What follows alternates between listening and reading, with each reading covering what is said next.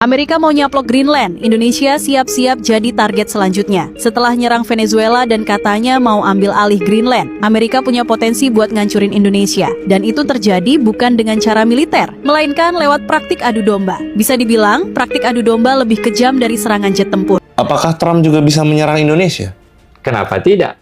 Kalau dia memang merasa bahwa itu sesuatu yang dia harus lakukan. Dan harus diingat, Asia Tenggara dia punya. Ada Filipina, ada Singapura. Nah, celakanya apa? Dalam kaitan Amerika. Amerika itu sampai sekarang tidak mau menandatangani UNCLOS. Karena apa? Dia tidak mau dihalangi untuk lewat di laut kita. Guys, ini ngeri banget di mana ini ya Bapak Yusril Iza Mahendra menyebutkan teman-teman ya, ini Menteri Koordinator Bidang Hukum dan Hak Asasi Manusia menyebutkan Indonesia jadi target salah satu negara adidaya dunia. Wah, saya baca beritanya kok jadi merinding ya. Ternyata Amerika, teman-teman, ini Pak Yusril berani banget membocorkan sebuah rahasia intelijen AS yang menyebutkan Indonesia masuk dalam radar AS. Ya, teman-teman, di era-era nanti Perang Dunia Ketiga di mana seluruh dunia, teman-teman, bakal berlomba-lomba untuk mencari sumber daya alam. Ternyata Indonesia menjadi salah satu kunci kemenangan bagi setiap negara karena hampir semua yang dibutuhkan untuk berperang sumber daya alam baik itu besi, timah, nikel, teman-teman ada di Indonesia. Nah, Amerika ternyata teman-teman menargetkan Indonesia sebagai salah satu basis sumber daya alam yang kalau misalnya di negara lain habis, Indonesia juga ditargetkan. Ini ngeri banget teman-teman, bagaimana bisa ya seorang menteri, Bapak Yusril, ini terang-terangan menyebutkan kita harus siap berperang dengan AS. Kita harus siap, teman-teman. Sewaktu-waktu AS bakal berbalik 180 derajat, yang awalnya bestie dengan kita, dengan Pak Prabowo, sewaktu-waktu bakal jadi musuh terbesar. Dan mungkin saja, teman-teman, kejadian di Venezuela, ini bukan kata saya, kata Pak Yusril. Ya, setelah Venezuela dan Greenland diambil alih, giliran selanjutnya Indonesia. Wah, ngeri bang, ngeri bang. Nah, biar saya nggak salah ngomong, ya, mending kita simak dulu deh informasi yang bakal disampaikan langsung oleh Menteri Koordinator Bidang Hukum dan Hak Asasi Manusia, Bapak Yusril Iza Mahendra. Menteri Koordinator Bidang Hukum, Hak Asasi Manusia, Imigrasi, dan Pemasyarakatan Indonesia, Yusril Iza Mahendra, menyinggung langkah militer Amerika Serikat seusai aksinya di Venezuela. Hal itu disampaikan Yusril dalam acara Seminar Nasional tentang regulasi dalam menghadapi gig ekonomi dan artificial intelligence pada Selasa 19 Mei 2026. Yusril belak-belakan menegaskan bahwa Amerika Serikat mengejar sumber energi dan sumber mineral. Yusril kemudian menegaskan bahwa selain Venezuela dan Greenland, Indonesia juga berpotensi menjadi target dari Amerika Serikat yang menuturkan Amerika Serikat tidak berminat menyerbu tetangga RI seperti Singapura atau Malaysia. Di momen inilah Yusril menegaskan bahwa Republik Indonesia waktunya untuk menerapkan politik bebas aktif. Hal itu menurut Yusril menjadi salah satu alasan Indonesia tak begitu keras mengecam aksi Amerika Serikat ke Venezuela. Tahu ada apa di balik langkah militer terhadap Venezuela, karena itu sumber minyak terbesar di dunia selain daripada apa yang di Timur Tengah. Yang dikejar sekarang dua, sumber energi dan sumber mineral. Terutama adalah REE, Rare Earth Mineral. Mineral langka untuk kepentingan teknologi super maju. Di kampung saya di Bangka Belitung itu paling banyak sumber-sumber itu. Ya. Orang mencari di Rusia mungkin perlu sampai 2000 meter masuk dalam tanah bikin underground mining untuk mendapatkan sumber-sumber energi baru, monazit, xenotim dan lain-lain, termasuk thorium. Di kampung saya di Bangka Belitung hanya pakai pacul ngambilnya. Ya. Menggali 3 meter, 5 meter saja sudah ketemu. Jadi sumber energi terbesar ada di Venezuela, sumber mineral ada di Greenland. Greenland mau dicaplok, tapi berhadapan sama NATO. Kalau NATO nyerbu NATO bubar. Target selain Greenland negara mana? Ini yang dikejar. Kita melihat, boleh aja Perdana Menteri Singapura mengutuk serangan terhadap Venezuela. Pak Anwar Ibrahim mengutuk serangan. Lalu kita tanya, emang Amerika berminat mau nyerbu Singapura, mau nyerbu Malaysia? Dia nggak ada kepentingannya. Tapi ini, dari Guam ke Papua itu cuma 6 jam. Guam tahu kan? Nah, Guam itu wilayah negara bagian Amerika Serikat di sebelah timurnya Filipina. Yang jadi pangkalan militer dulu kan di Honolulu. Kan di Guam. Dari Guam ke Papua, nah hitungan jam. Laut. Kita dalam kondisi terus terang tidak siap perang. Hitung berapa kekuatan militer kita, angkatan laut kita, angkatan udara kita. Kalau kita perang, paling kita mampu perang 4 hari. Setelah itu kita kehabisan amunisi, surrender.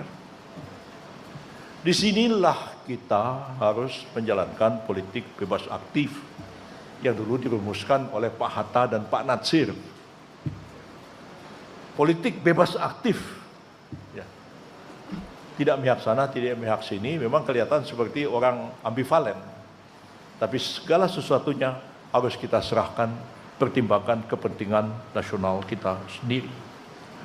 Begitu juga dalam hal teknologi digital, gig ekonomi, dan lain-lain. Tadi secara aspek-aspek hukumnya saya sudah terangkan. Saya sudah tulis, itu bisa dibaca teksnya. Tapi di balik semua ini apa? Di balik semua ini kapitalisme.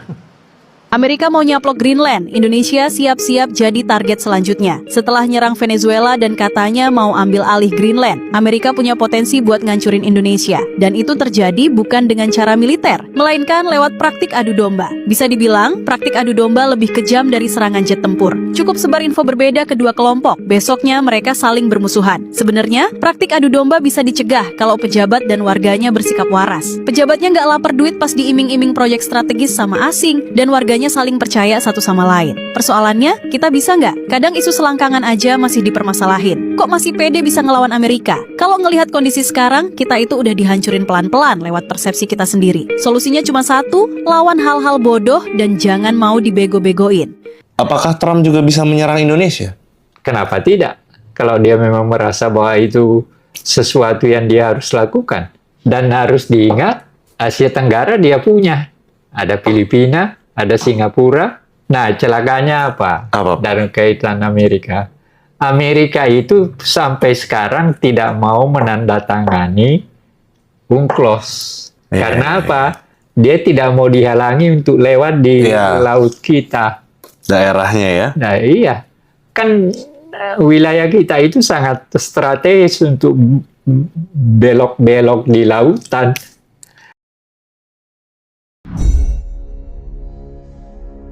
Di saat neraca perdagangan Indonesia selalu minus, di saat penghematan besar-besaran belanja negara, di saat rupiah terus melemah padahal dolar juga melemah dan harga emas jalan di tempat, di saat hutang negara terus meningkat dan belum ada cara untuk melunasinya, maka ada baiknya kita menengok pada aset nasional yang berpotensi menjadi solusi, yaitu pemanfaatan Selat Malaka, yang hingga saat ini belum dipegang penuh oleh Indonesia. Kita menengok sejarah. Nusantara menjadi negara atau wilayah yang paling kaya ketika pegang kendali Selat Malaka.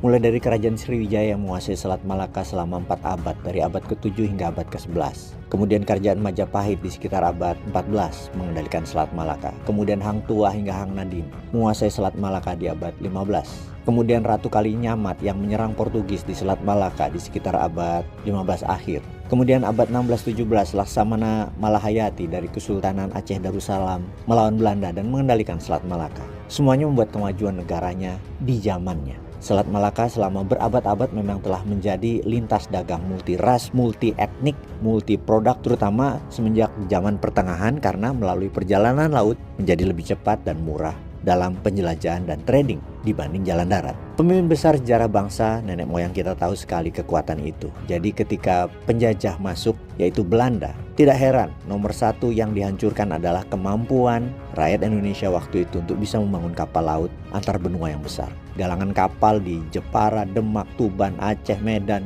Makassar, dan banyak lagi wilayah Indonesia di abad 17 di bumi hanguskan. Sehingga kita lemah di laut. Hanya kapal nelayan saja yang bisa dibuat. Ukuran kecil di mana ukuran besar tidak boleh dibangun. Banyak ahli pembuat kapal dibunuh oleh Belanda di abad 17. Sehingga selama 4 abad ini Indonesia menjadi lemah di laut, dan doktrin di buku pelajaran bahkan di anak-anak sekolah, di kurikulum sekolah sampai saat ini menyatakan bahwa Indonesia adalah negara agraris, pertanian. Di mana seharusnya di bawah sadar kita, anak-anak bangsa terutama, melihat Indonesia adalah negara maritim, negara archipelago, bukan negara kontinental. Karena itu ketika kita ingatkan kekuatan kita di Selat Malaka, Selat Sunda, Selat Sumbawa, Selat Makassar, banyak yang linglung, nggak nyampe pemahamannya. Bahkan pejabatnya juga akademisinya. Namun Allah mengajarkan dengan cepat dengan membuka mata kita pada saat Iran memainkan Selat Hormuz. Baru Indonesia tersadar secara bersama-sama, dan di tengah kesadaran itu Amerika juga sadar. Karena itu Indonesia ditekan, kemudian dibuat perjanjian pertahanan baru khususnya untuk wilayah udara Indonesia. Mengapa Malaka penting bagi Amerika? Seharusnya penting bagi Indonesia ya, namun masih belum punya nyali mengendalikannya. Pada hari Senin kemarin di Pentagon terjadi pertemuan antara Menhan Indonesia dan Menhan Amerika, di mana Amerika meminta fasilitas penggunaan wilayah udara Indonesia untuk tentara Amerika. Dalam surat perjanjian ada kalimat untuk keamanan wilayah yang lebih dalam. Ini maksudnya apa ya? Apakah artinya Washington yang pegang kendali pengawasan wilayah udara selain digunakan untuk lewatnya jalur pesawat penyerangan pembom Amerika, yaitu jalur senjata pembunuh massal lewat Indonesia, dan kalau Indonesia setuju tanpa dapat keuntungan apapun, ya rugi bandar Indonesia itu. Apalagi kalau perang Timur Tengah ini yang menang adalah Iran, di mana di belakangnya ada Korea Utara, Rusia, Tiongkok, dan Indonesia salah posisi terus. Kedepannya malah dibully alias nggak dapat peran apapun yang penting. Sekali lagi, Selat Malaka adalah jalur laut yang menghubungkan negara Asia Timur dengan Lautan Hindia. Dalam celah tersebut bahkan ada celah yang sangat sempit yang hanya 3 km saja, yang bisa dilalui dengan nyaman dan berbagi lebih dari 200-an kapal besar kecil perharinya, yang merupakan 40% nilai transaksi dunia dan 30% minyak dunia melaluinya. Sebuah koridor penting perdagangan dunia.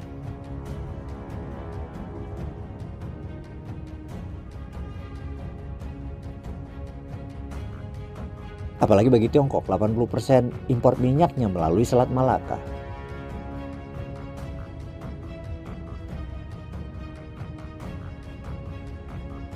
Mengendalikan selat ini artinya bukan hanya kita mendistrap perdagangan dunia, tapi memberikan tekanan pada jantung ekonomi dunia. Karena itu Beijing jauh-jauh hari sudah membuat makalah berjudul Malaka Dilema, kecemasan strategis yang berakar pada ketergantungan pada Selat Malaka. Di sini Washington tahu dengan membangun benteng lapisan baru, pakai dan tentunya harus menaklukkan Indonesia. Jadi kita lihat, Venezuela adalah ujian pertama, Iran adalah langkah eskalasi, dan terakhir Malaka adalah kuncinya. Dikira Tiongkok akan diam saja, maka tidak heran kalau Tiongkok punya strategi pipanisasi dari Asia Barat ke Tiongkok Barat. Ambil minyak Rusia, Epsoblend dari Vladivostok, mempercepat kendaraan listrik, membangun power plant nuklir, air dan matahari, dan mengambil langkah politik, yaitu merayu Malaysia, Indonesia, dan Singapura dengan investasi besar Tiongkok dalam jangka panjang tentunya. Indonesia itu bisa dapat $400 billion deal, dan untuk itu ini bukan hutang loh, ini investasi bersama. Untuk Selat Malaka 25 tahun ke depan boleh dilewati kapal Tiongkok. Ini pinter Tiongkok itu. Lalu apa yang dilakukan oleh India? India nggak diam aja, karena bagi India Selat Malaka juga sangat penting. India memiliki wilayah strategis tepat di arus masuk Selat Malaka di sisi barat. Mereka punya Kepulauan Andaman dan Nicobar Island.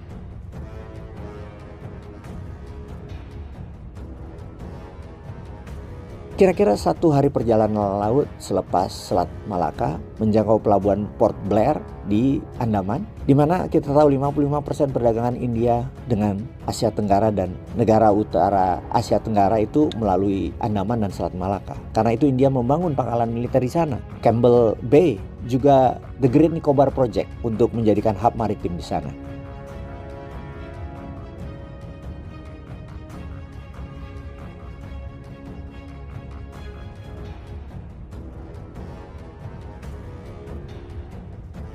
Pastinya Amerika tidak mudah kendalikan Selat Malaka karena Indonesia dan Malaysia adalah tuan rumah yang serumpun. Kalau Singapura hanya mengendalikan sedikit wilayah di ujung Selat Malaka, namun diuntungkan dengan pelabuhan laut tercanggih sistemnya di dunia serta negaranya sangat dipercaya urusan uang serta transaksi karena tidak ada korupsi di Singapura. Indonesia bagaimana? Kedepan Indonesia harus menunjukkan kemaestroannya di kancah global.